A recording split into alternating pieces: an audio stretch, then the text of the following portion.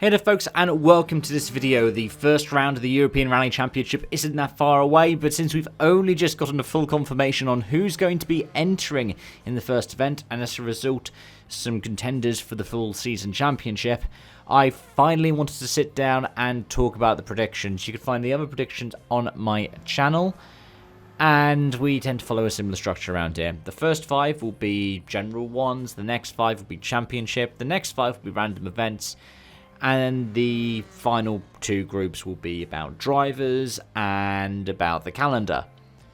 It's going to be interesting predicting this stuff because the ERC is a bit different to the WRC in terms of how it's a lot more to do with private teams. So let's get on with it. To start off, I think there will be at least one repeat winner. We didn't have any last year. We had 8 rounds and 8 different winners. I also think at least 3 rounds will be won by local drivers. So that will be, for example, the Bahrain Rally, which has been won by a Czech driver. I think going back at least the past decade now. Are the ones that I would potentially earmark as ones you could see that in. I mean, we could see that in the first round in Spain. But Rally de Roma Capital is a strong one. Royal Rally of Scandinavia has been won by Oliver Solberg every time so far. And the return to Rally Poland might bode well for the likes of Mika Marcek. I think at least 3 different tyre suppliers will win events. Now, who that is, not so sure. I mean, I'd say that Michelin and Pirelli are pretty much dead certs. But Hanke got a win last year. MRF didn't. But I was expecting MRF to possibly last year. What I would also say is at least one brand will win with 2 different manufacturers. Last year we had 2 different tyre manufacturer wins for Skoda and Citroën. I also think there will be at least one first time ERC event winner. Now whether that's someone like John Armstrong or whether it's somebody who's from a national level series, we'll have to wait and see. But that's my final general prediction. In terms of the championships, I reckon there will be a new ERC champion. Now, obviously Hayden Paddon isn't returning this year, but I haven't seen Matthew Franceschi on the entry list either. Efren Lorena is the top seeded driver. But, yeah, it could be a John Armstrong, could be a Mads Osberg. At the same time, I think that the winning team will be different to the winning driver. I'm pretty sure... I can't remember off the top of my head. I think it was BRC, actually, with Paddon last year. But I don't know. MRF do definitely stand a good chance. I reckon that the ERC3 champion will also win the Fiesta Rally 3 trophy, which is possibly unsurprising. Typically, the Fiestas are consistently at the top. They tend to attract more drivers because, well, you've got the doubling up of the championship. I also think the ERC4 champion will be a returning driver from 2024 because, well, there's so many names of people like Kalle Karlberg or Aoife Rafferty or I think Timo Schultz all competed at different stages last year in ERC4. And the last one, the championship winning team will only be in Rally 2 machinery.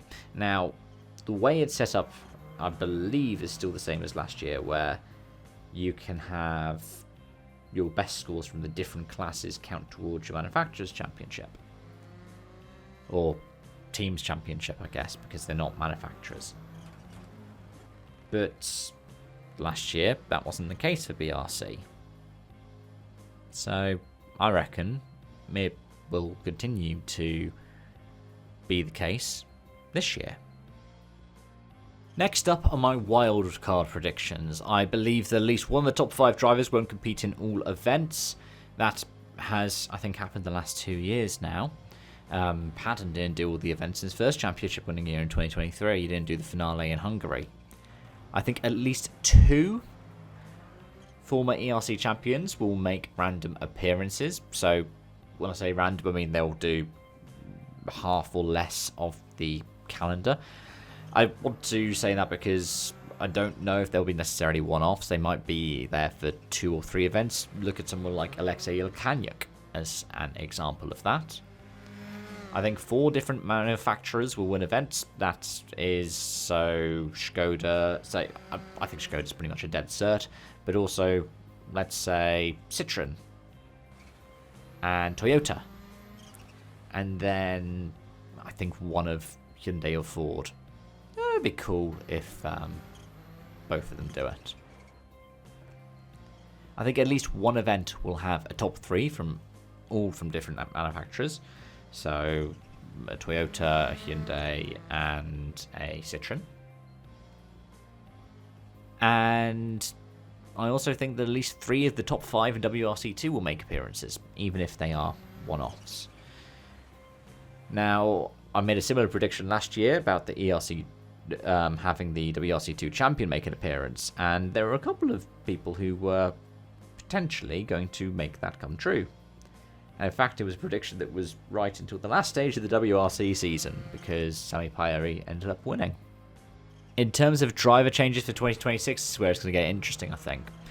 I think another former WRC factory driver will join the ERC in 2026. What that means is they will say, oh, I'm going to come in full time, or come in for several rounds.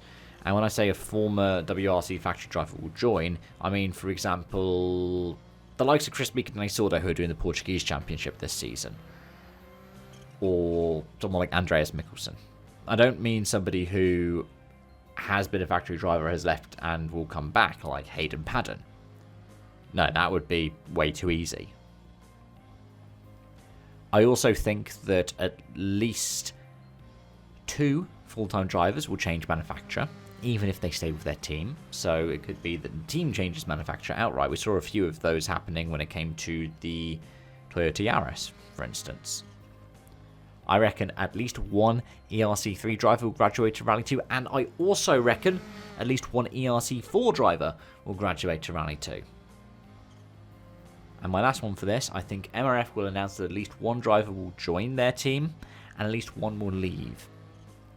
And that's not a prediction for 2026. That could also happen mid-season this time around in 2025. Last year we saw that with Efren Lorena leaving MRF, and then Simona Tipasini joining MRF. And now for the calendar. I reckon at least 1 round will leave for the WRC. I think conventional wisdom is it's probably Croatia. I think at least 1 round will join from the WRC as well. Now, would that be, I don't know, Estonia? The Acropolis? I reckon at least 1 round will relocate within the country. So if, say, the Scotland WRC bid doesn't get the traction that it wants, it could be the ERC event. I reckon there'll be more rounds in 2026 and 2025. I mean, 8 is a brilliant number. I'd like 10, but obviously if you do 10 and then best 7 count, you're not going to get a massive competition at every single event. You're going to get a handful where your big rivals will overlap. I also reckon a winter rally will be announced. Now, it would be cool if it was the Arctic. It probably won't be. I think AKK have said that that would be too expensive, as well as the local government in Rovaniemi have said it'd be too expensive to run an ERC event and you won't get the return of investment, especially in regards to things like tourism. So the Yana Rally is the most likely candidate there.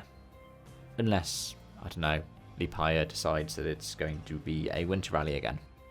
But those are my thoughts and feelings, and those are my predictions. Thank you so much for watching and joining, folks. Let me know any of yours you might have in the comment section down below, as well as what you think of some of my takes. Until next time, it's bye-bye for now.